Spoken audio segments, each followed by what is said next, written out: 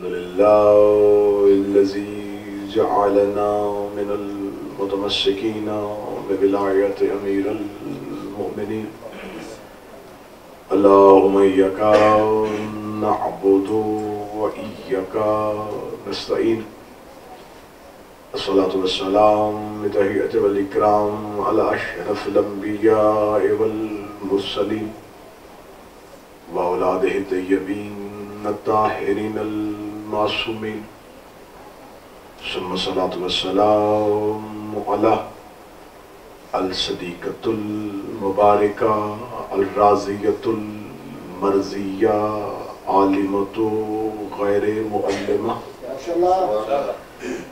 बिन्तिल कलम वन्नून वसिर्र बैनल काफ वन्नून वदलील इरादत कुन फयकून किताबल मकनून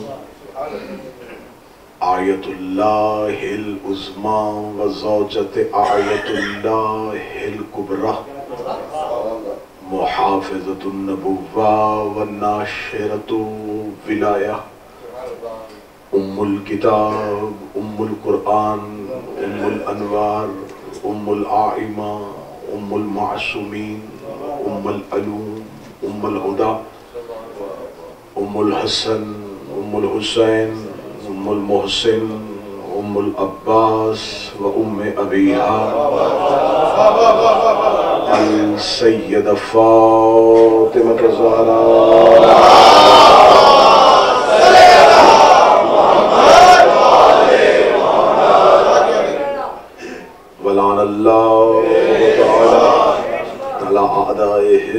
अजमाइन। अम्मा बाद फ़क़द क़ाला हक़ सुब्हानहु तआला फ़ी किताबिहिल मजीद व फ़ुरक़ानिल हमीद। बिस्मिल्लाहिर रहमानिर रहीम। या अय्युहल्लज़ीना आमनुत्तक़ुल्लाह व कूनू मअस-सादिक़ीन। बुलंदतर सलावत।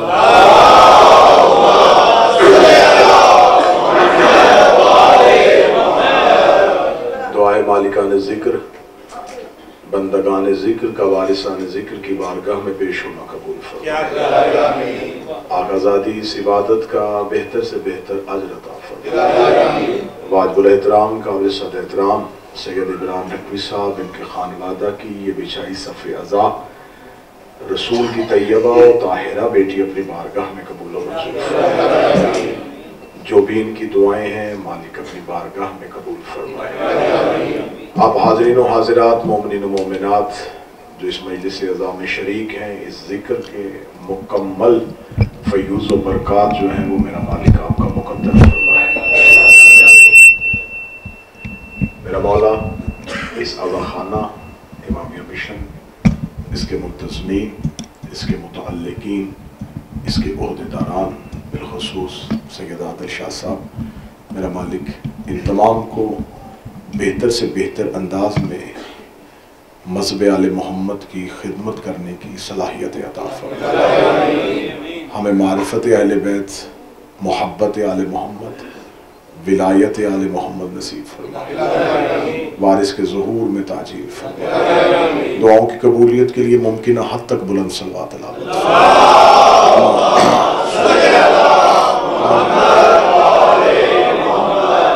इजाज़त है जी। वक्त बहुत ज़्यादा हो गया, बात यहाँ से शुरू करते हैं कि मैंने अल्लाह के कुरान से एक आय करीमा तलावत की है जिसमें खुदावंद मुतआल ये इरशाद फरमा रहा है कि ऐ ईमान वालो तकवा इख्तियार करो और सादिकीन के साथ हो जाओ। यहाँ अल्लाह का खिताब काफिरों से नहीं है, यहूद व निसारा से नहीं है, खुदा मुखातिब है ईमान वालों से। अल्लाह ताकीद कर रहा है ईमान वालों को। यहाँ खालिस्तन गुफ्तगू हो रही है साहिबान ईमान से, और अल्लाह ईमान वालों को कह रहा है कि जब तुम ईमान ला चुके हो, अब तुम साहिबान ईमान हो, तो अब तुम पर ज़रूरी है कि तुम तकवा भी इख्तियार करो। पहली मंजिल ईमान लाना, दूसरी मंजिल तकवा इख्तियार करना। खुदा तीसरी मंजिल पे जाके कह रहा है जब तुम ये दोनों चीजें पालो तो अब तुम पे जरूरी है कि सादिकीन के साथ भी हो जाओ। खुदा का तर्ज गुफ्तगू, खुदा का लहजा और ये उसलूब बता रहा है कि कुछ लोग ऐसे हैं जिनके पास ईमान है लेकिन तकवा नहीं। इसका मतलब है कि तकवा ईमान नहीं है, तकवा ईमान से ऊपर की एक मंजिल का नाम है। कुछ लोग साहिबान ईमान हो जाते हैं लेकिन उनके पास तकवा नहीं होता। और इससे ज्यादा बेहतरीन बात यह है कि अल्लाह इस आयत में वाज़े कर देता है कि कुछ ईमान लाने के बाद तकवा भी इख्तियार कर लेते हैं लेकिन सादिकीन के साथ नहीं होते। खुदा ने तीसरी मंजिल पे कहा है कि सादिकीन के साथ हो जाओ। ये नहीं कहा कि सादिकीन के साथ हो जाओ और फिर तकवा इख्तियार करो और फिर ईमान ले आओ। ईमान पहला दर्जा, तकवा दूसरा दर्जा, सादिकीन के साथ होना ये तीसरा दर्जा। अब यहां अल्लाह ने सादिकीन का लफ्ज इस्तेमाल किया है, अरबी जुबान समझने वाले बैठे हैं, ये जमा का सीगा है। यहां वाहिद भी नहीं है, यहां तस्निया भी नहीं है, यहां जमा है। जमा 3 से ज्यादा लोगों पे इतलाक होता है, 3 या 3 से ज्यादा। इसका मतलब कि अल्लाह की नजर में एक सादिक नहीं है, कुछ ज्यादा अफराद हैं जिन्हें अल्लाह सादिकीन कह रहा है। और अल्लाह मुखातिब है ईमान वालों से कि अगर तुम साहिब ईमान हो तो तुम्हें तकवा इख्तियार करना होगा और फिर तुम्हें सादिकीन के साथ होना होगा। मेरे सामने अहले इल्म तशरीफ फरमा है, सिदाकत या सिद्क एक ऐसी खूबी है जो जाहिर से पहचानी नहीं जाती। अहले इल्म तशरीफ फरमा, शुजात पहचानी जाएगी, मैदान में आएगा पता चल जाएगा कि शुजा है। इल्म पहचाना जाएगा, मिंबर पे आएगा गुफ्तगू करेगा पता चल जाएगा। खुदा ने जाहिरी खूबी के साथ होने के लिए नहीं कहा, खुदा ने कहा है कि सादिकीन के साथ होना है। सदाकत जो है ये बातनी खूबी है। कैसे पता चलेगा कि ये सादिक है कि नहीं है? कैसे पता चलेगा कि ये जो बोलता है वो सच है? ये हमें कैसे पता चल रहा है कि जो ये बोल रहा है वो सच बोल रहा है?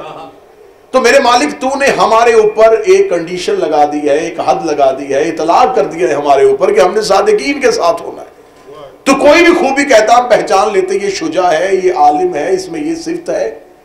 तूने शर्त लगा दी है, होना भी सादिकीन के साथ है, होना भी तकवे के बाद है।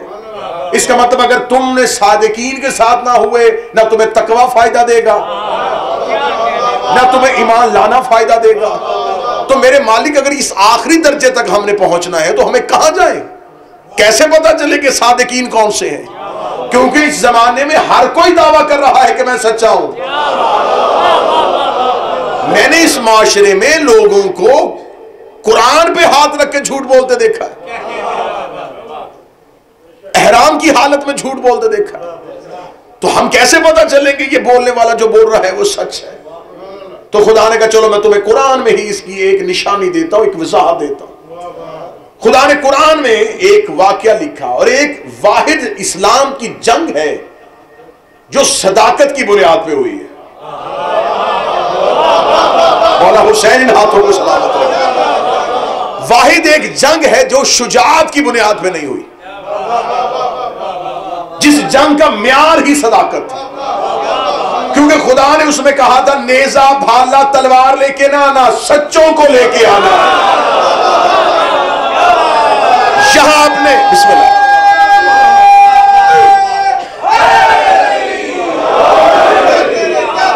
और खुदा ने इस जंग में कहा है लश्कर नहीं लेके आना, तीर तलवार नहीं, असलहा नेजा नहीं लेके आना, लेके आना है सादिकीन को, लाना है काज़िबीन के मुकाबले।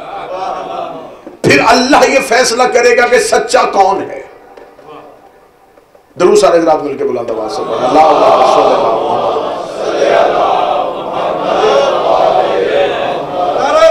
बिस्मिल्लाह।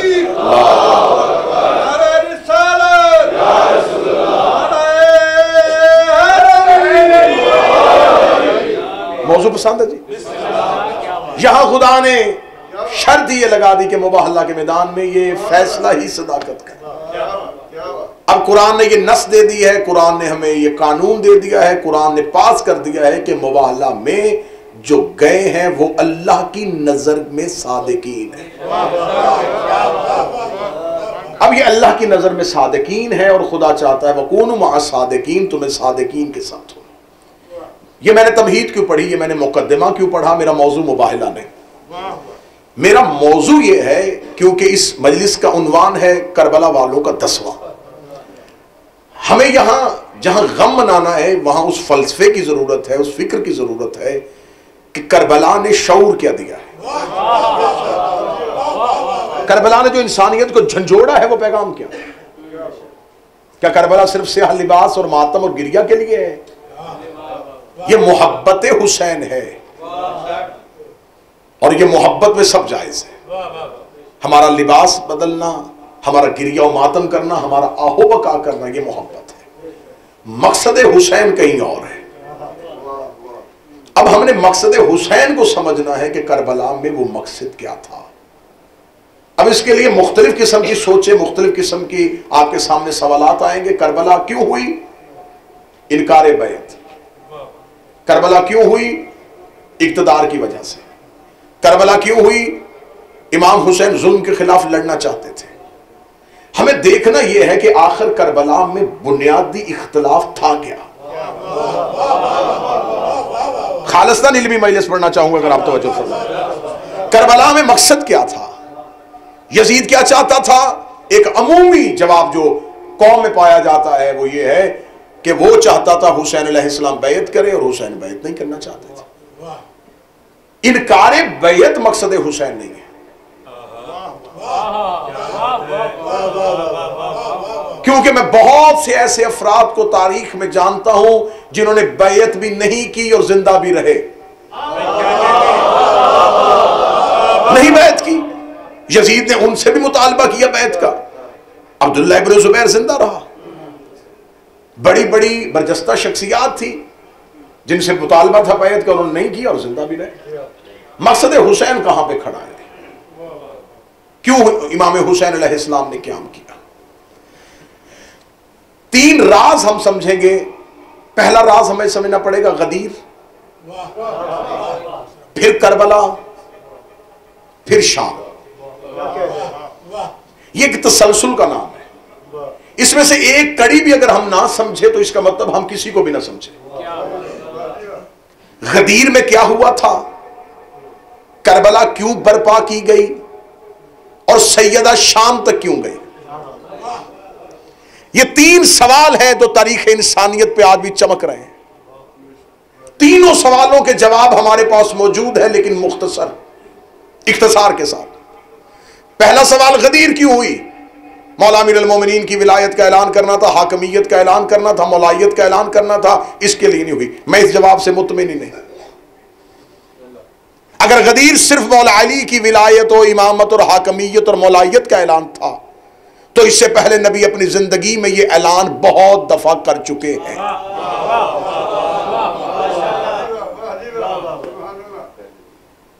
गदीर के बाद जो आखिरी आयत आ रही है वो आयत आ रही है अल यौम यइसल्लज़ीना कफ़रू मिन दीनिकुम, आज के दिन काफर तेरे दीन से मायूस हो गए।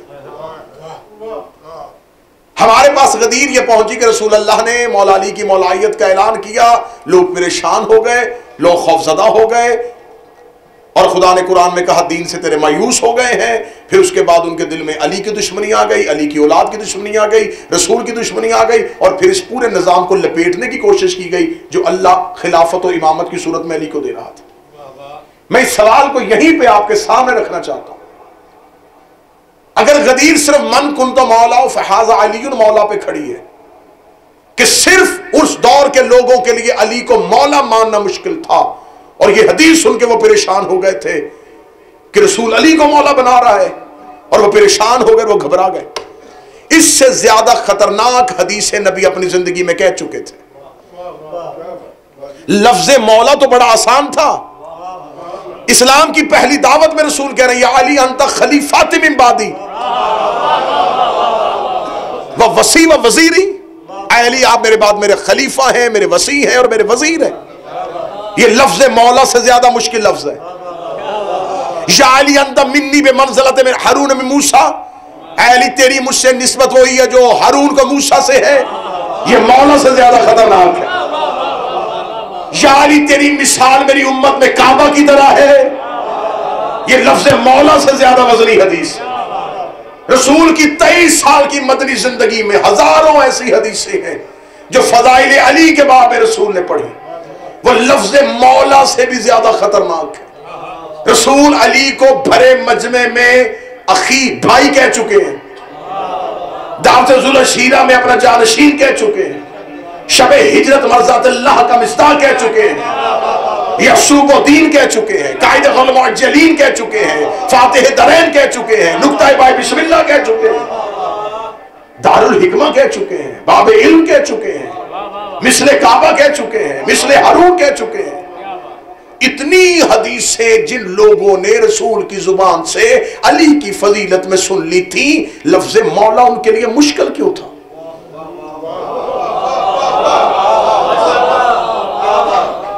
रसूल अल्लाह ने मैदान खैबर में कहा, कल अलम उसे दूंगा जो मर्द होगा। ये कितनी जुर्रत की बात है कि मर्दों में खड़े होकर रसूल कह रहे हैं, मर्दों के हजूम में रसूल कह रहे हैं कि कल अलम उसे दूंगा जो मर्द होगा, जो करार होगा, जो गैर फरार होगा। फिर इससे अगली अल्लाह और उसका रसूल उससे मोहब्बत करता होगा, वो अल्लाह और उसके रसूल से मोहब्बत करता है। सूरह बरात की आयत दे के भेज रहे हैं, सहाबे पैगंबर कह रहे हैं या रसूल ने क्यों भेज रहे हैं? फरमाया अल्लाह ये चाहता है कि अली को भेजा जाए, अल्लाह ये चाहता है कि बिस्तर पे अली को सुलाया जाए। तो ये बार बार अल्लाह और पैगंबर असहाब के जहनों में अली की जमीन साजी कर रहे हैं, जहन बन गए उनके कि हम में से कोई अली की बराबरी नहीं कर सकता। रसूल बार बार रोजाना दिन में कई दफा ये कहते हैं, सब दरवाजे बंद करो इल्ला अली, सिवाय अली के। या रसूल रिश्तेदारी का एहतराम फरमाया नहीं, न बंद तुम्हारी दुश्मनी में करवाए हैं, न खुलवाया अली की दोस्ती में, बंद भी अल्लाह ने करवाए हैं, खुलवाया भी अल्लाह ने। या पर बाद लोग कह देते हैं कि इसलिए कि मौला अली का घर जो था वो मस्जिद में था, ये भी जुमला गलत है। अली का घर मस्जिद में नहीं था, मस्जिद अली के घर में था।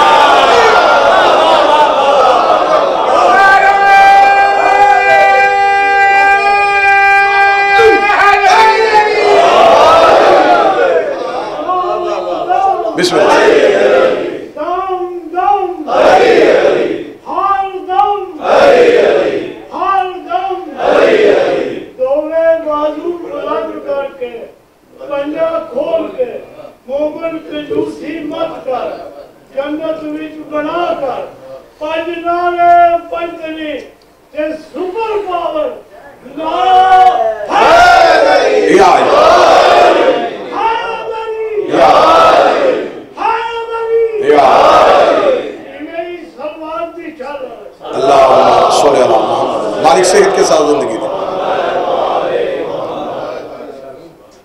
तब कौन सा ऐसा पैगाम रह गया था जो रसूल ने अभी तक नहीं पहुंचा?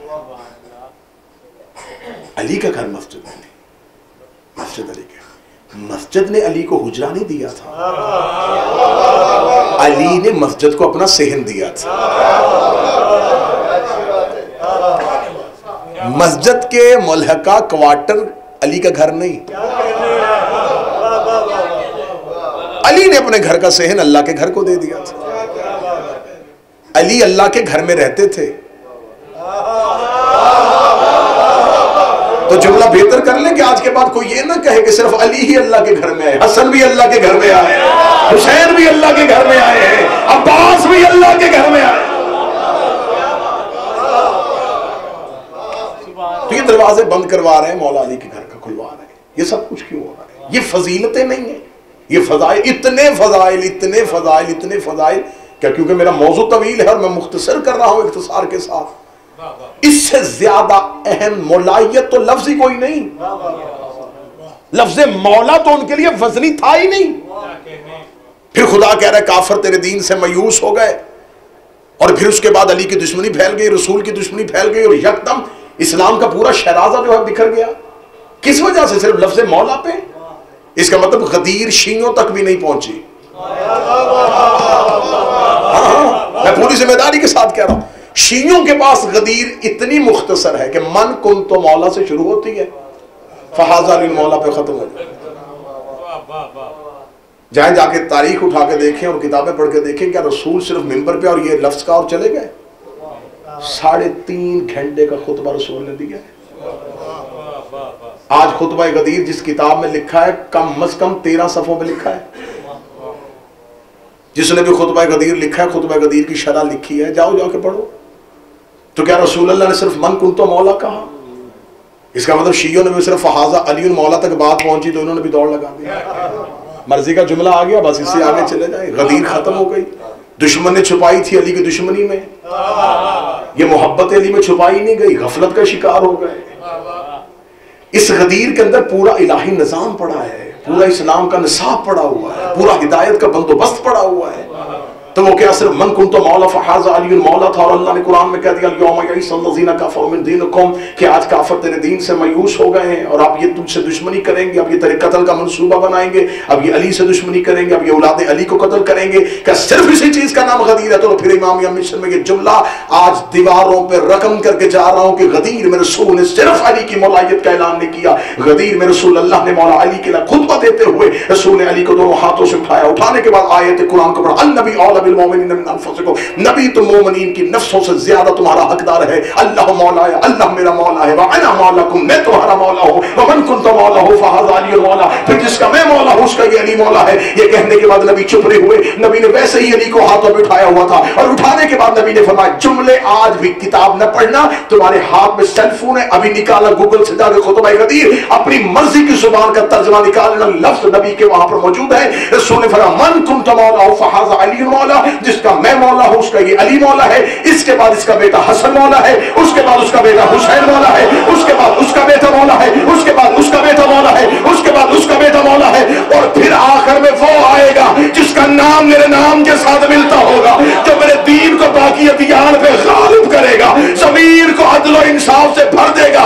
इधर रसूल ने 12 की विलायत का ऐलान किया, क़यामत तक के निसाब का ऐलान किया। खुदा ने कुरान में कहा अल यौम यईसल्लज़ीना कफ़रू मिन दीनिकुम, अब काफिर तेरे दीन से मायूस हो। बिस्मिल्लाह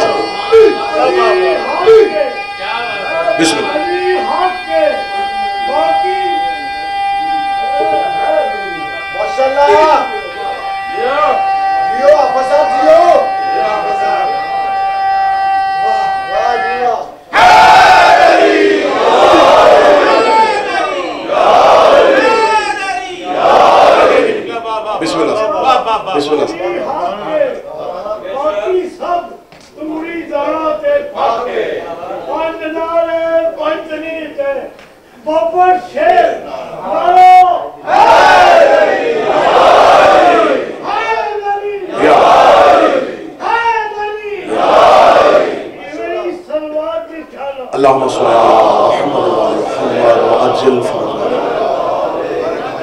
सिर्फ अली की मौलायत के ऐलान से नहीं, रसूल ने क़यामत तक का निजाम बता दिया, क़यामत तक के लिए फरमाया। आप किसी गैर मासूम की गुंजाइश नहीं है। जाओ खुतबा गदीर उठा के देखो, मैंने जुमलों को जांचा है। रसूल अल्लाह ने अपने खुतबा गदीर में पहले 70 जुमले अल्लाह की हम्द में पढ़े, 20 जुमले अगले हैं रसूल ने अपने नबूवत और अपने से पहले अंबिया का तज़किरा किया। उससे अगले 20 जुमलों में सिर्फ मौला अली की इमामत और विलायत का किया। उससे अगले 20 जुमलों में 11 बाकी अली के बेटों की इमामत का ऐलान किया। और आखिर के 40 जुमलों में सिर्फ तेरे और मेरे वक्त के बाद में इमाम का तज़किरा किया। 20 जुमले उस खुतबे में मौला अली की विलायत के लिए, 20 बाकी 11 आइमा के लिए। जो जुमले रसूल ने गदीर में अली और मौला अली के बाकी बेटों को दिए, उतने जुमले अकेले बारने के लिए रखे। 20 जुमले मौला अली के लिए, 20 जुमले 11वें इमाम तक, 40 जुमले अकेले वक्त के हमारे इमाम के लिए। और उस खुतबे में 4 दफा हमारे वक्त के इमाम का नाम दिया है, नाम बताया, 4 दफा नाम बताया है कि गैबत सुगरा क्या है, फिर गैबत कुबरा का बताया, फिर ज़हूर का बताया, ज़हूर की अलामतों का तज़किरा किया, कायम के आने के बाद जमाने के हालात के बारे में वजाहत दी। अब जब रसूल ने क़यामत तक के निसाब का ऐलान कर दिया तो अब खुदा ने कहा आज काफिर, क्योंकि वो काफिर जिस वजह से मुसलमान हुए थे अब वो मायूस हो गए, उन्हें खबर हो गई कि इसमें तो हमारी जगह ही कोई नहीं। क्योंकि जब रसूल कह गए थे कि आखिरी हज है, तो वो 5 नाम तारीखों में लिखे हुए हैं जिन्होंने मक्का में मीटिंग की और यह तय किया कि इसका आखिरी हज है, इसके जाने के बाद कितनी देर जिंदा रहेंगे। हाँ फिर ठीक है, ये अली को हाकमियत दे के जरूर जाएंगे, लेकिन अली कितनी देर जिंदा रहेगा? हम अली के लिए ये निज़ाम चलाना मुश्किल कर देंगे, हम अली को हुकूमत चलाने नहीं देंगे। तो वजीर बनेगा, ये शहर इसके पास होगा, इस सूबे का गवर्नर ये होगा, वहां पर ये जाएगा, वहां ये शोरश बर्पा की जाएगी, वहां ये तहरीक चलाई जाएगी, वहां ये तहरीक चलाई जाएगी। हम अली को निज़ाम ही नहीं चलाने देंगे, कत्ले अली करेंगे और फिर उसके बाद निज़ाम हमारे हाथों में आ जाएगा। उधर वो मंसूबा बना रहे थे, इधर अल्लाह और मुस्तफ़ा मंसूबा, उनका मंसूबा छुपा हुआ था, ये मंसूबा आज तक छपा हुआ है।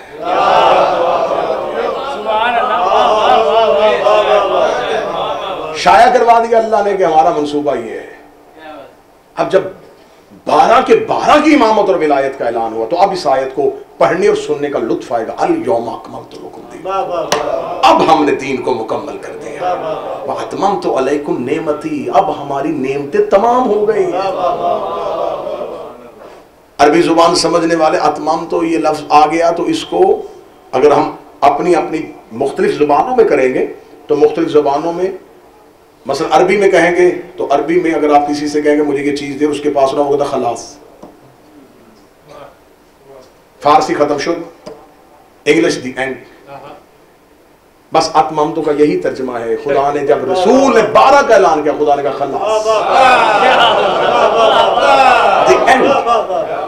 अब हमारे पास नेमतें तमाम हो गई, अब हमारी नेमतें मुकम्मल हो गई। अब गदीर है उस निसाब हिदायत का नाम जो रसूल ने बता दिया था।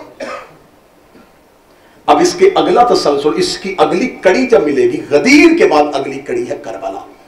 गदीर है सिलसिलाए हिदायत, निसाब हिदायत का बाकायदा ऐलान। क्या बात है, वाह वाह। करबला है उसका अमली नफाज।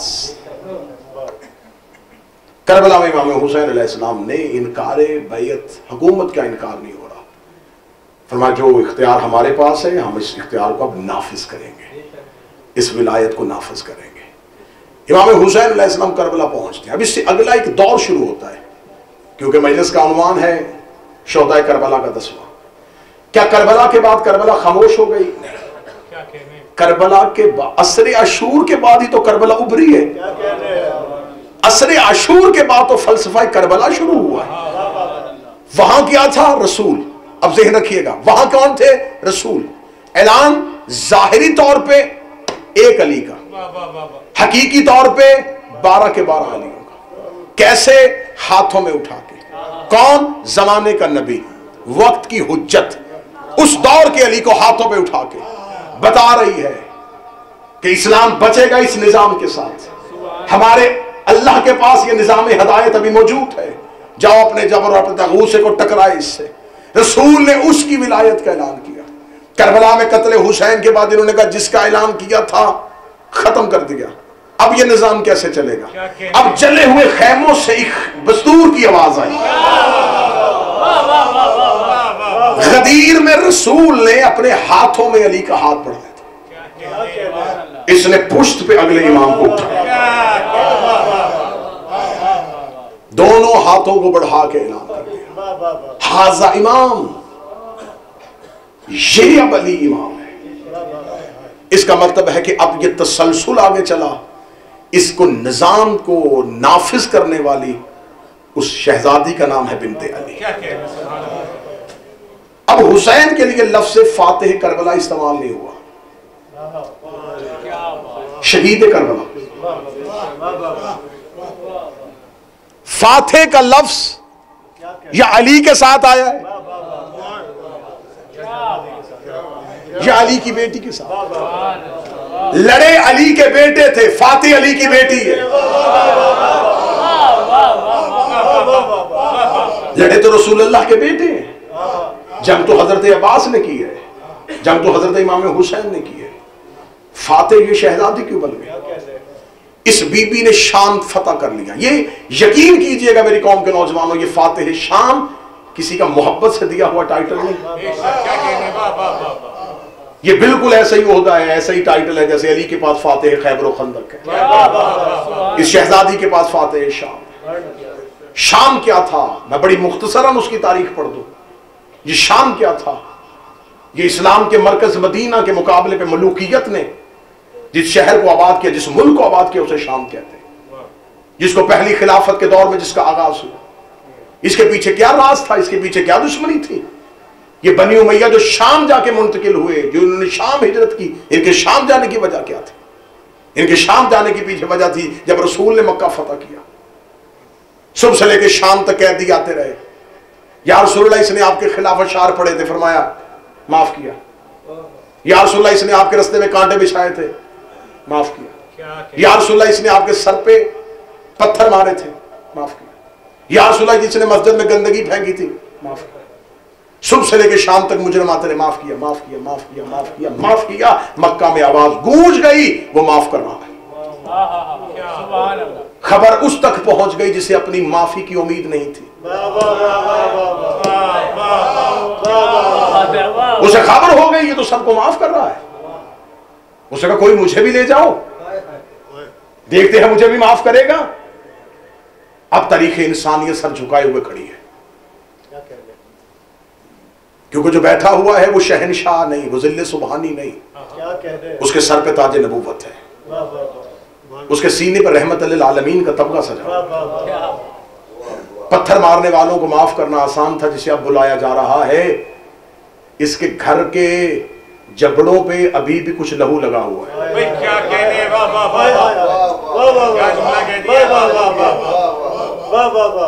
इसके घर की दीवारों पे अभी भी बनी हाशिम के अफराद के लहू के छींटे हैं। ये आने वाला मुल्जिम नहीं है, मुजरिम नहीं है, कातिल है। कैसे माफ करेगा? बड़ा मुश्किल काम है। और अरब के उस माहौल में जहां दुश्मनियां नस्लों में चलती थी, उस माहौल में जहां माफी का रवाज ही नहीं था, लोग देख रहे थे, अब देखेंगे ये क्या होगा। इंसानियत सहमी हुई खड़ी थी, या उसे कैदी बना के उसी नबी के सामने खड़ा कर दिया गया। उस नबी ने सर उठाया, जिसने सबसे ज्यादा तकलीफ दी, उसके हाथों में रस्सियां देखी, उसकी गर्दन को झुके हुए पाया, लब खुले, कान तरस रहे थे ये बोलेगा, जा मैंने तुझे माफ किया। लबहाए रसालत मुतहर्रिक हुए, लेकिन जब आवाज गूंजी तो आवाज बदल गई। चेहरा फिरा, रुख रहमत पर जलाल की शिकन थी। चेहरा दीवार की तरफ गया, जा मैंने तुझे आजाद किया। हाय हाय हाय हाय, जा मैंने तुझे आजाद किया। क्या जुमला था, माफ नहीं किया, आजाद किया। ये लफ्ज़े आजादी उसके लिए गले का फंदा बन गया। वो मक्का की गलियों में कहता था, काश बिसरे अब्दुल्ला मुझे कत्ल करवा देता। उसने ये जुमला कह के मुझे जिंदगी में मार दिया। मैंने जिस मक्का में एक सरदार की हैसियत से जिंदगी गुजारी थी, उस गलियों में जब मैं गुजरता था तो लोग कहते थे ये मुस्तफा का आजाद करता है। इसे हाशम के पोते ने, अब्दुल मुत्तलब के पोते ने, अब्दुल्ला के बेटे ने और अबू तालिब के भतीजे ने आजाद किया है। रहना मुश्किल हो गया, सोसाइटी में सर्वाइव ही नहीं कर सकता था, कैसे रहता, कैसे जीता, गुजारता नहीं, दिन ही नहीं गुजर रहे थे, रात नींद नहीं आती थी, दिन को खौफ के मारे बाहर नहीं निकलता था। अपनी नस्ल से कह दिया मक्का रहने के काबिल नहीं रहा, जितनी देर जिंदगी गुजारोगे शर्मिंदगी की जिंदगी गुजारोगे। ये लफ्ज नहीं था, ये ताजियाना था। ये बहुत बड़ा बदला ले लिया है बनी हाशिम ने हमसे। इन्होंने कैसे हमसे बदला लिया? आजादी हमारे गले में तौक डाल दिया। हम जब तक रहेंगे हमारी नस्लें इनकी आजाद करता रहेंगे। मक्का छोड़ दो, उनका मदीना चले जाए, नहीं उसकी हुकूमत कायम हो गई। क्या कहने मिस्र जाए कोई रहने नहीं देगा।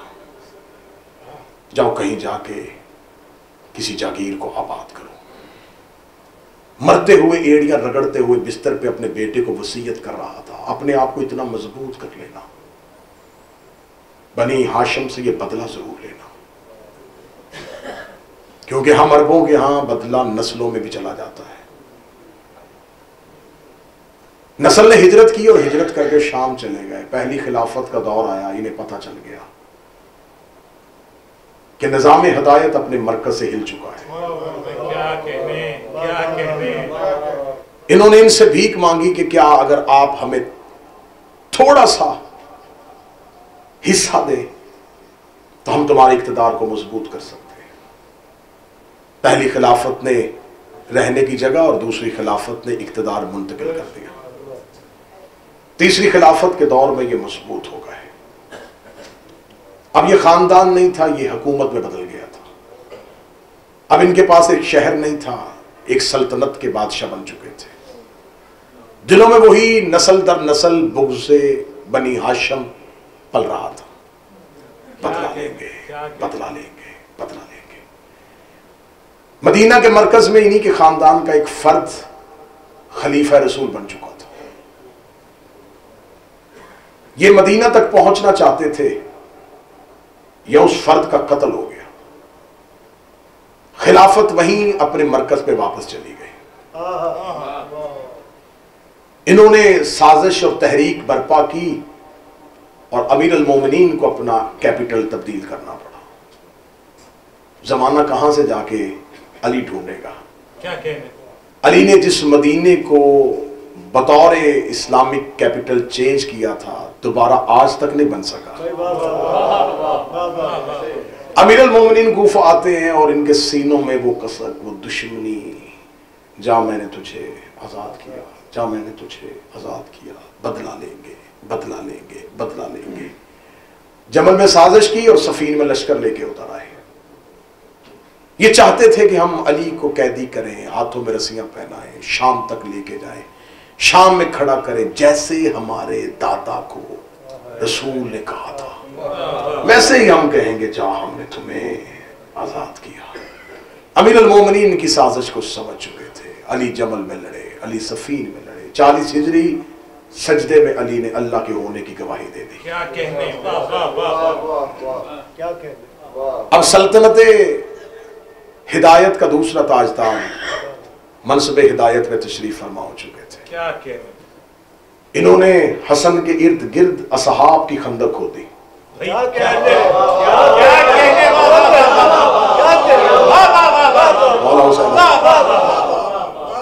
हसन समझ चुके थे। हसन ने इनकी खोदी हुई खाई में इन्हें ही गिरा दिया।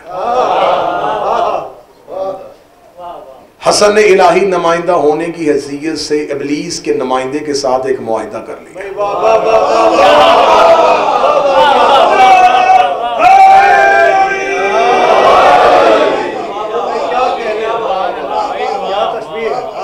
ना ये वो सुलह का टाइटल था, ये बिल्कुल एक ऐसा एग्रीमेंट था जो अल्लाह ने इब्लीस से किया।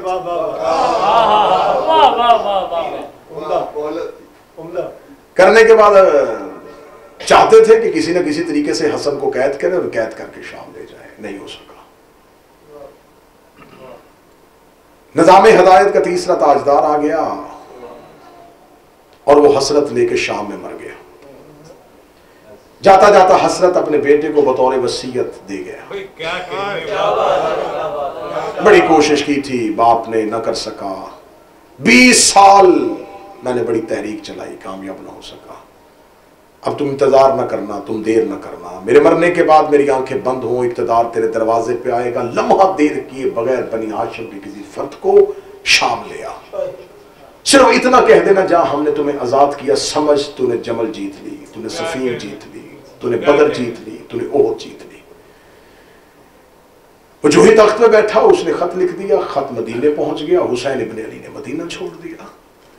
हुसैन आज़िम सफर हुए, इसने कूफा में लश्कर भेज दिया, कूफा के लोग खरीद लिए। हुसैन कूफा पहुंचेंगे, कूफा में शोरश बर्पा करेंगे, हुसैन को कैद करेंगे, कैद करके कूफा से शाम ले जाएंगे, हुसैन के हाथों में रस्सियां पहनाएंगे, खुद तख्त पे बैठेंगे, जैसे बाप खड़ा किया था वैसे हुसैन को खड़ा करेंगे और कह देंगे जहां हमने तुम्हें आजाद किया। क्या कहने बाबा।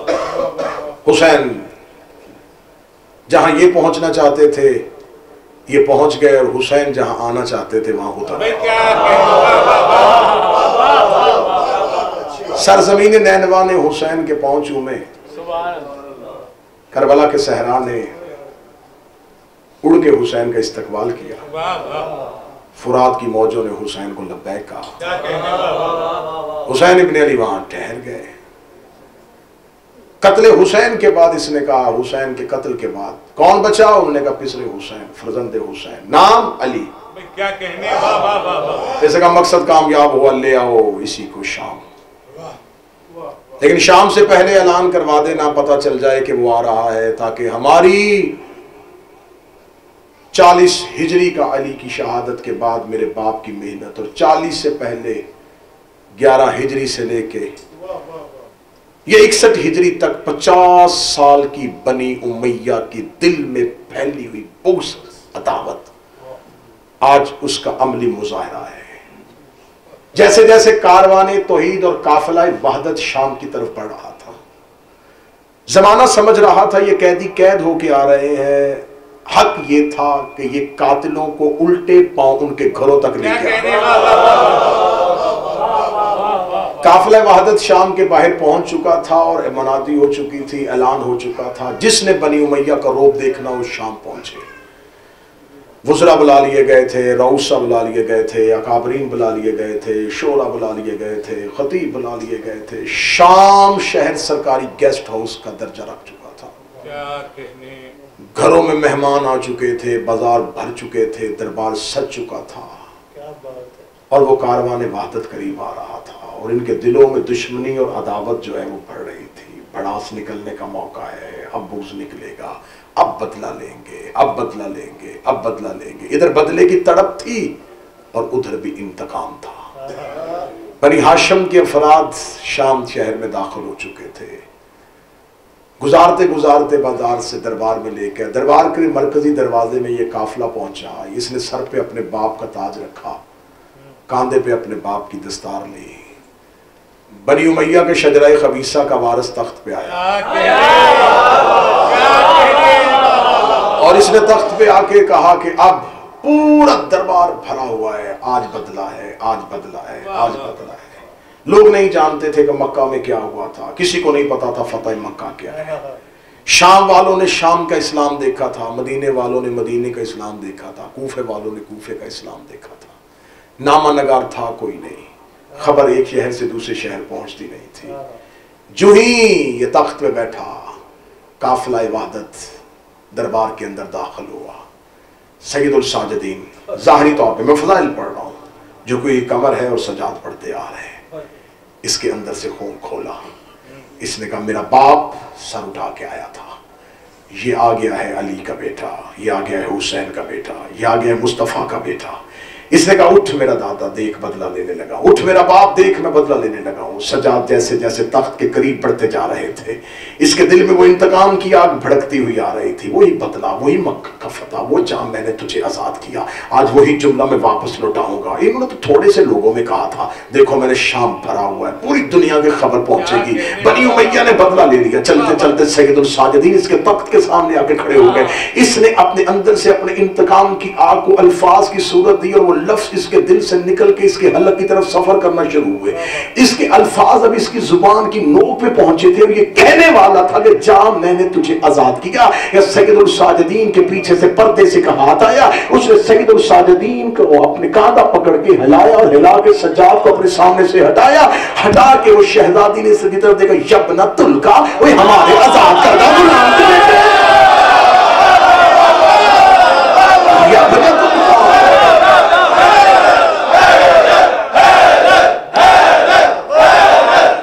ए हमारे आजाद करदा गुलाम के बेटे,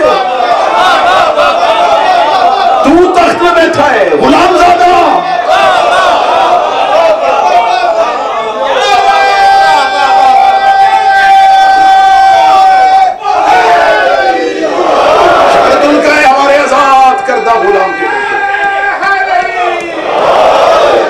हमारे आजाद करदा गुलाम के बेटे, हल्क खुश्क हो गया, खुशी नमी में तब्दील हो गई, तकब्बुर शर्मिंदगी में बदल गया, नजरें जमीन पे गड़ गई। जुबान थी लेकिन बोल नहीं सकता, आंखें थी लेकिन उठा नहीं सकता। दरबारी उठे, कौन है ये बीबी? ये हाकिम वक्त को कह रही है गुलाम का बेटा, कौन हो तुम? शहजादे का हम बताते हैं कि हम कौन हैं। अब मजमा बुलाया इसका था और तकरीर अली की बेटी कर रहे हैं।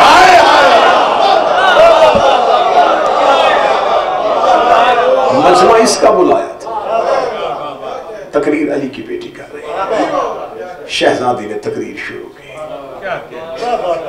खिताब शुरू हुआ अली की बेटी के दरबार में।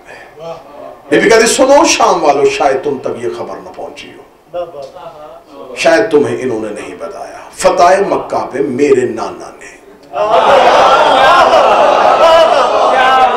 इसके दादा को आजाद किया था। इतना जुमला कहना तो लोगों ने कहा तू किसकी बेटी है? फरमाया बिन्ते पैगंबर,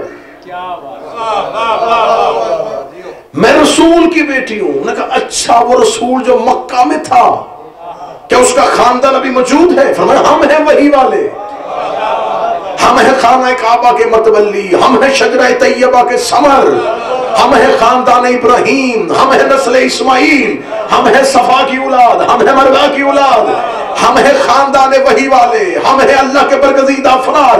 ये जुमला कहने के बाद यजीद, जिसके पास जाहिरी इक़्तिदार था लेकिन जमीन पे आंखें गड़ी हुई थी, बीबी ने देखा यजीद तू क्यों नहीं बोलता, मैं अपना खानदान बता रही, तू क्यों नहीं अपने खानदान का तारुफ करवाता? ये कहने के बाद बीबी ने दरबार में खड़े होकर गए, शाम के रऊसा और उमरा किराए के खतीबों, तुम्हें यजीद ने बुलाया था। मैं मिंबर पे सामने खड़ी होकर बता रही हूँ, अना फातिमा बिन्ते मोहम्मद, मैं फातिमा की बेटी हूँ। अब इसे को जुबान से बता, इसकी मां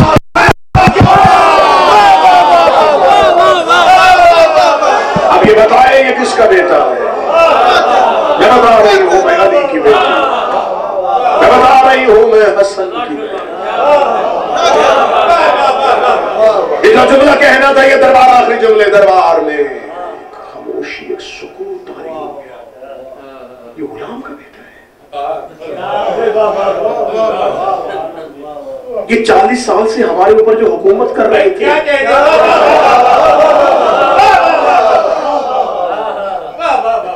ये मक्का से निकले हुए वो लोग हैं। तुम गुलाम थे,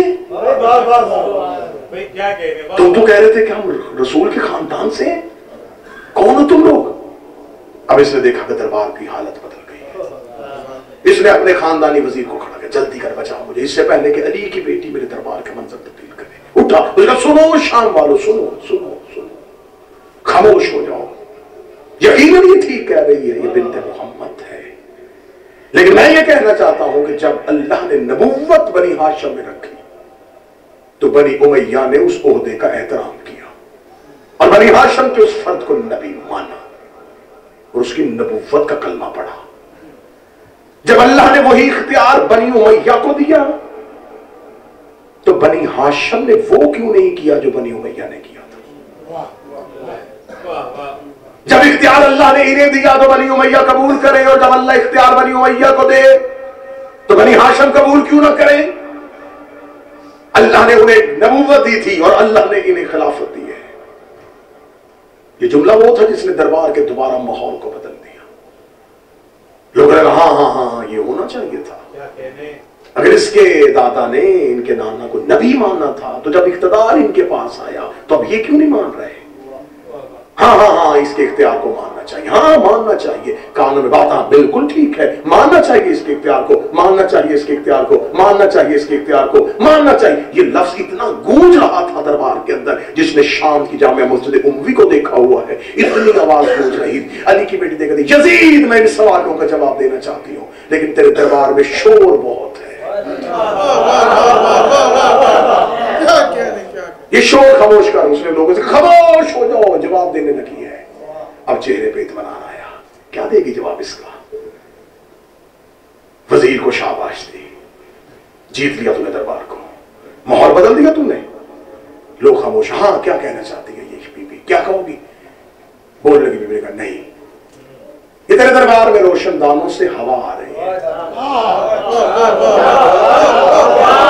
अगली सतर वहीं खड़ी है जहां आपने इस्तकबाल पे खड़े हो जाना है। इस हवा को रोक। यजीद कहकर लगा हवा को कौन रोके? लेकिन तेरे पास ये इख्तियार नहीं है।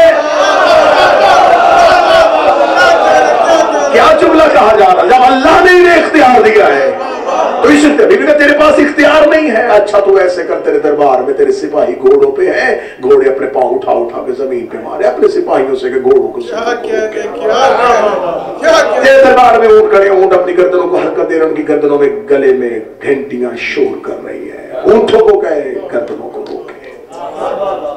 कहका मार के कहने लगा, क्या कह रही है अली की बेटी, क्या कह रही है हुसैन की बहन? ऊंटों के गले रोकूं, घोड़ों के सुम रोकूं, रोशनदान की हवा रोकूं, ये सब कुछ मैं कैसे कर सकता हूं? ये तो अल्लाह करता है। जब उसे ये सब अल्लाह करता, फिर कहा उसको खामोश। इतना कहना था, जिस रोशनदान से हवा आई थी वही रुक गई, जिस घोड़े ने सुम उठाया था जमीन पे रखा, जिस ऊंट ने गर्दन फेरी थी उसने वापस नहीं की, जिस बशर की आंख खुली थी बंद नहीं हुई, जिसका सांस नथने से बाहर आया था वापस नहीं आया, जिसकी दिल की धड़कन थी वही रुक गई, जो खून गर्दश में था तो वही क्या कर गया, जो हाथ उठा था, जो पांव उठा था, जब पूरा दरबार पत्थर का बन गया। अली की बेटी चल के आई और यजीद के नापाक बदन पे उसकी रूह को वापस किया, इसने अपनी आंखों को झपका और देख कर मेरा पूरा दरबार पत्थर का बना हुआ है, लोग हैं लेकिन हिल नहीं रहे, पूरे का पूरा दरबार पत्थर का बन गया है। इसके बदन पे लर्जा आया, लर्जा तारी, चेहरे में मौत की सर्दी आई। देखा अली की बेटी क्या कर दिया है, क़यामत ले आई है तू, मेरा पूरा दरबार पत्थर का हो गया है। अब बता इख्तियार तेरे पास है या हमारे?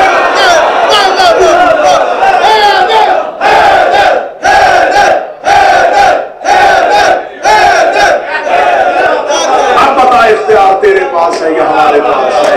उसने ये कौन सा इख्तियार है जो तूने इस्तेमाल किया? बीबी का ये वही इख्तियार है जो गदीर में अल्लाह ने हमें दिया।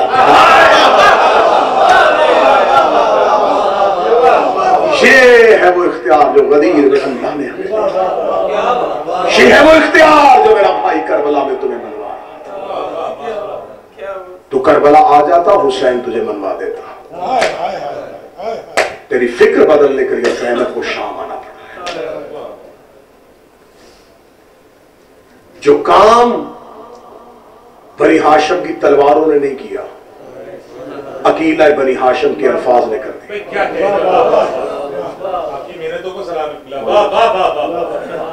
जो काम बनी हाशिम की तलवारें बदर, ओहद, खैबर, खंदक, जमल और सफीन और अहबान में न कर सकी, लफ्जों में कर दिया।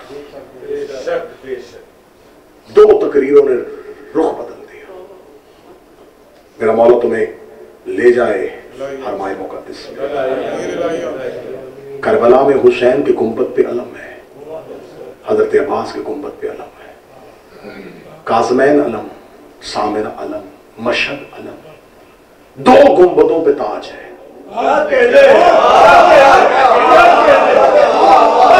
अल्लाह सेहत के साथ जिंदगी दे, औलाद के सर पे सलामत रखे। दो गुंबदों पे ताज, एक नजफ में अली के गुंबद पे ताज, एक शाम में बीबी के गुंबद पे ताज। अगर इस 70 इतनी वजनी है, अब्बास के होते हुए हुसैन और हसन के होते हुए ताज बेटी के सर पे, फातिह शाम बनी अली की बेटी,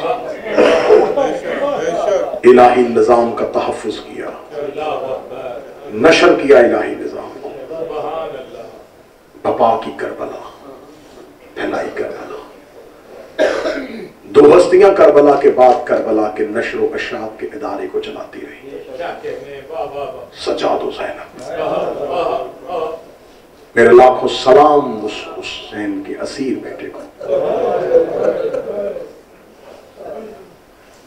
जिसकी आंखों से पूरी करबला खून बन के बह गई।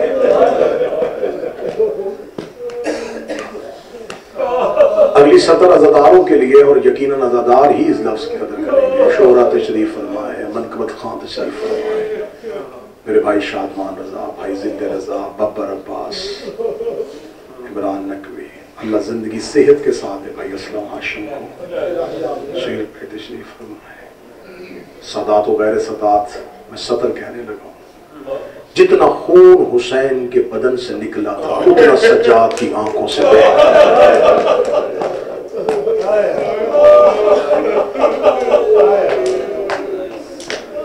जिसे नहीं आएगी उसके लिए जुमला कह लगा, जिसे एक बार मारा गया उसे हुसैन जिसे हर मोड़ पे मारा गया उसे सज्जाद।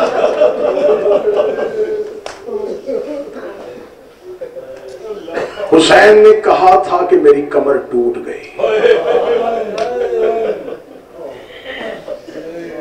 सज्जाद ने टूटी हुई कमर के साथ ये सफर शुरू किया। मैं लफ्ज कह रहा हूं, यकीनन इस्तजाबत दुआ है, मजलिस हुसैन, जितनी भी कबूलियत दुआ की शराइत होती है वो सारी पूरी है। शब जुमा, मजलिस हुसैन, बारगाह हुसैन, मुसाइबे आले मोहम्मद, मोमिनीन की जमात, ये सारी शराइत पूरी। मुश्किल से मुश्किल दुआ दिलों से निकालो और अपनी जुबान पे रखो। मैं जुमला को तो हाय कहे और फरिश्ते कबूलियत की मोहर लगाते हैं। अब्बास से ज्यादा बहादुर था सज्जाद, अब्बास से ज्यादा शुजा थे सज्जाद। साजिशा जी मैं जुमला कहने लगा, मैंने जुमला का अब्बास से ज्यादा शुजा थे सज्जाद। शायद कोई बंदा कहे ये जुमला मैंने खिताबत में कह दिया है। सज्जाद की जगह अब्बास होते पहले ही मोड़ में मर जाते हैं। ये ताकत इमामत थी जिसने सज्जाद को खड़ा किया।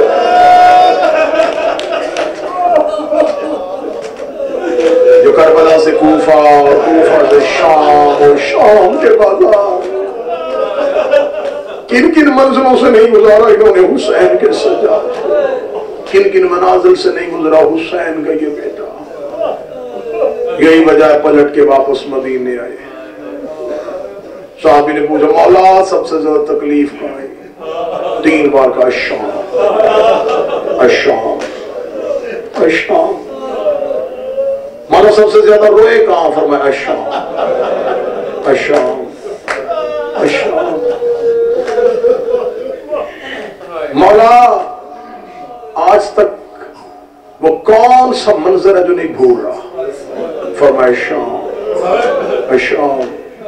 3 सवालों का जवाब जब इमाम ने एक ही दिया, उसने पांव पे हाथ रख दिए, उसने कहा हम नहीं गए शाम, हमने आपकी जुबान से सुना है। मौला इतना तो बता दे, आपकी आंखों से जो लहू निकलता है, मौला शाम में क्या ऐसा हुआ था जो अभी तक नहीं भूले? मतलब जुमला पढ़ूंगा जिसे सज्जाद ने अपना सबसे बड़ा मुसाहिब कहा है। अल्लाह जाने इस मजमे में वो मुसाहिब समझा जाएगा या नहीं समझा जाएगा। जिसे मौला सज्जाद ने अपनी जिंदगी का सबसे बड़ा मुसाहिब कहा, उसका मौला सबसे ज्यादा मुसीबत कहाँ आई है? फरमाया उस वक्त सज्जाद में सबसे ज्यादा मुसीबत आई जब पिछले बदमाश रुक नहीं रहे थे, अगले रास्ता नहीं दे रहे थे। पिछले रुक नहीं रहे थे, अगले रास्ता नहीं दे रहे थे। उसका मौला उसमें मुसीबत का लम्हा कौन था? इमाम रोक दे, पहली बार मैंने अपनी माँ को बैठ के चलते हुए देखा है। मेरी फूफी की आवाज आई सज्जाद अब मुझसे चला नहीं जा रहा।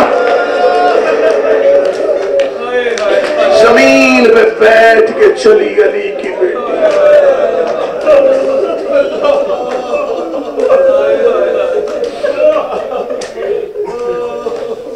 सादात वगैरह सादात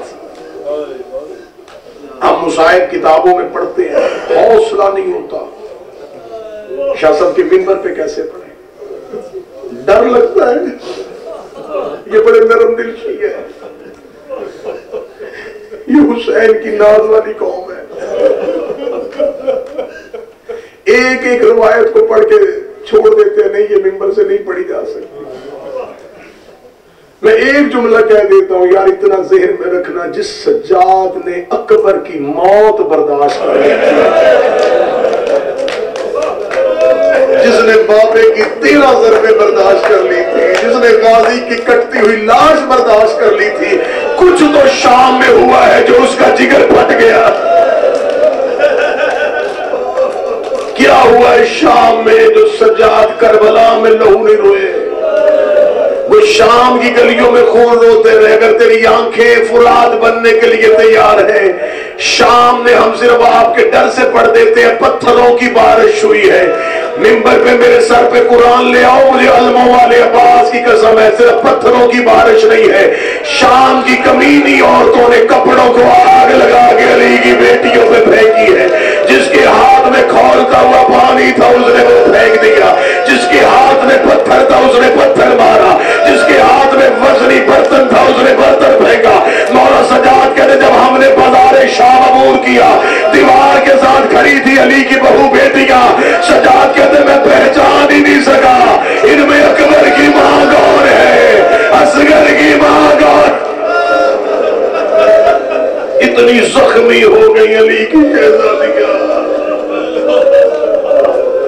इतनी जख्मी हो गई अली की शहजादियां। शाम की एक कमीनी औरत अपने हाथ में वजनी पत्थर लेके चल रही है। इसकी कनीज ने पूछा ये पत्थर किसको मारेगी? ये कहती मैं उस मस्तूर को मारूंगी जिसे बाजार में चलना नहीं आ रहा। मैं माफी मांग के कहूंगा, किताबें कहती हैं असगर की मां इसके मकान के नीचे से गुजरी। इसने अपने पत्थर से असगर की मां के सर को दिया। अली की जख्मी बेटी ने पत्थर को आते हुए देखा। मेरी शहजादी ने अपने आप को रुबाब के ऊपर किया। सरे सैयदा जख्मी हो गया, रो के सरे हुसैन को कहती हुसैन गवार रहना, मैंने तेरे हरम की हिफाजत की है। चली गई उस दरबार में जहां नहीं जाना चाहिए। मर जाती शिया कौम, बेबी तू कभी शाम ना आती। उतर जाती हमारी बहनों बेटियों की चादरें, अली की बेटी तू शाम ना आती। सख्त जुमला है, लेकिन मैं आखिरी 2 मिनट की रवायत पढ़ के मिंबर छोड़ूंगा। अल्लाह इस बारगाह को सलामत रखे, तुम मज़ादारों को सलामत रखे। मेरे तुम्हारे जो महरूमीन है, इन रोती आंखों का सदका मेरा मालिक उनके दर्जात बुलंद फरमाए। आज की रात उन्हें कब्र में ज़ियारत अमीर मौला उनकी मग़फ़िरत फरमाए।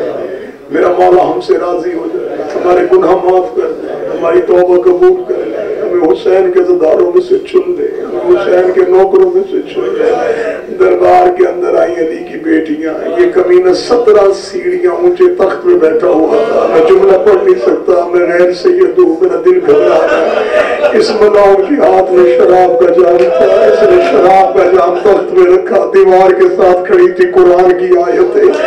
जो मलाउन देख के कहने लगा इनमें से ज़ैनब कौन है, इनमें से अली की बेटी कौन है? पीछे खड़े हुए एक सिपाही ने कहा तो सबसे आखिर में सफेद सर वाली ज़ईफा खड़ी है, इसकी कमर के पीछे खड़ी है अली की बेटी। ये देखा था कि सफेद सर वाली ज़ईफा कौन है? वो देख के कहता इन सैयदों की कनीज है। ये कहने लगा कनीजें पीछे खड़ी होती हैं, ये आगे क्यों खड़ी है? उसने इसने पूरे रास्ते में अली की बेटी का पर्दा नहीं छोड़ा। जिसने इस कनीज को हटाओ, मैं अली की बेटी से कोई बात करना चाहता हूँ। एक मलाउन करीब किया, जाके कहने लगा फिजा से पर्दा छोड़, हमारा हाकम अली की बेटी से बात करना चाहता है। जनाब फिजा ने अपने बालों को हटाया, देख कर कि आज के दिन के लिए तो नबी से जिंदगी मांगी थी, मैं मर सकती हूँ लेकिन अली की बेटी का पर्दा नहीं छोड़ सकती। अगला जुमला ना मैं पढ़ सकूंगा ना तुम बर्दाश्त कर सकोगे, मैं इशारा देता हूँ तशबीह समझ लेना। इसके हाथ में कोई वजनी चीज थी, इसने फिजा के सर पे रखी। फिजा के चांदी जैसे बाल यकूत की तरह सुर्ख हुए। फिजा के सर पे लहू की पहली लकीर आई। अली की बेटी ने फिजा की कमर में सर मारा। बीबी रो के कहती अम्मा पर्दा छोड़, अम्मा पर्दा छोड़, अम्मा पर्दा छोड़। बीबी रो के कहती या मां ना कह, या पर्दा छोड़ने का ना कह, मुझे बता आज फातिमा होती तो क्या तेरा पर्दा छोड़ देती। बीबी देख के कहती अम्मा कब तक जख्मी होगी, कहती जब तक मेरी सांसों में सांस है।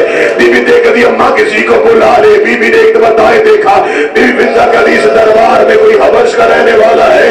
इतना कहना 30 हबशियों ने तलवारें निजाम से निकाली, फिजा के करीब आए। बीबी देखती कौन है तुम्हारे मुल्क का बादशाह। बूढ़े हबशी ने अपने अबरुओं को उठाया, उठाने लगा हमारा एक बादशाह था जो मर गया, एक उसकी बेटी थी जो मदीने वाले सदात की नौकरी करती है। बीबी देखकर इस दरबार में वो महमूद ना आए तो पहचान जाएगा। बूढ़ा हबशी देखकर कहता न होती मैं तेरा सर तुमसे जुदा कर देता। तूने इस दरबार में हमारी शहजादी का नाम ले लिया है, तू नहीं जानती लोग शराब पी रहे हैं, तूने हमारी शहजादी का नाम क्यों लिया है। फिर तड़प के अपने बालों को हटाया, सर पे लहू की लकीर थी। देखती मुझे पहचान, वो मैमूना मैं हूं। बूढ़ा हबशी 4 कदम पीछे हटा, तू ही मैमूना है, नहीं करूंगा तुझसे कलाम। ना छोड़ती सैयदों की नौकरी, ना आती शराबी के दरबार में। बीबी फिजा देखती पर्दा कर, अकेली नहीं आई,